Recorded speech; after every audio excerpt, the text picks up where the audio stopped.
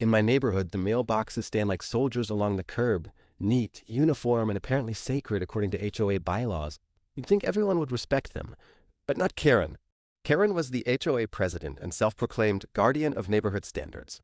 She drove a silver SUV like it was a tank, cutting corners, blasting her horn at kids, and terrorizing anyone who dared question her clipboard authority. And for some reason, my mailbox was her personal enemy. It started small.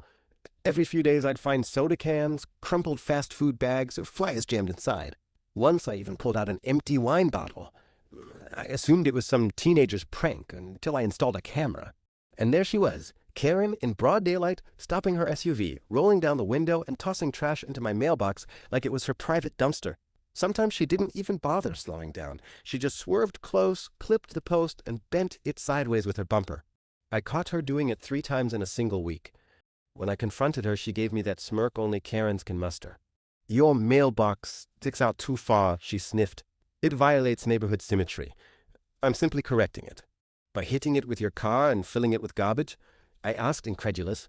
She folded her arms. "Maybe if you complied with HOA rules, this wouldn't happen. Consider it encouragement." That's when I decided her encouragement days were over.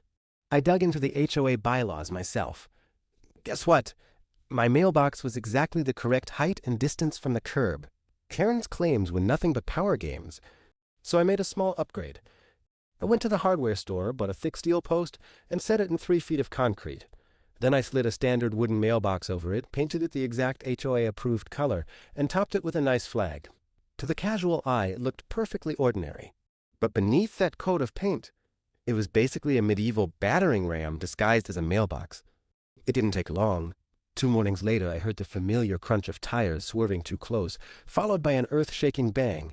I walked out to find Karen's silver SUV at a dead stop, hood crumpled like a soda can, radiator fluid pooling onto the pavement. My mailbox? Standing tall, without a scratch. Karen sat behind the wheel, stunned, airbags deployed. She stumbled out, pointing at me with shaking hands. "This is your fault," she shrieked. "You set a trap." Neighbors poured out of their houses, phones out, recording everything.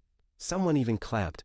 The police arrived, and after reviewing the footage from my camera, the officers were less than sympathetic. "Ma'am," one officer said, "you deliberately swerved off the road and damaged private property. That mailbox is legal and installed to regulation. You're lucky you didn't hurt yourself or anyone else." Karen was cited for reckless driving and vandalism. Her SUV was totaled, hauled off on a tow truck while neighbors whispered and laughed. The best part? Word spread fast. Suddenly, the neighborhood queen had been dethroned. Residents who'd suffered years of her bullying started speaking up. At the next HOA meeting, a vote was held and Karen was removed as president by a landslide. Now, my mailbox stands proudly at the curb, indestructible, a quiet monument to poetic justice. Kids in the neighborhood ride by on their bikes and tap it like a lucky charm. Karen, meanwhile, drives a dented old sedan now, carefully steering wide around my property whenever she passes. She never so much as glances at my mailbox anymore. And every time I get my mail, I pat the steel post and smile. Because sometimes the best revenge is simply letting physics handle the HOA.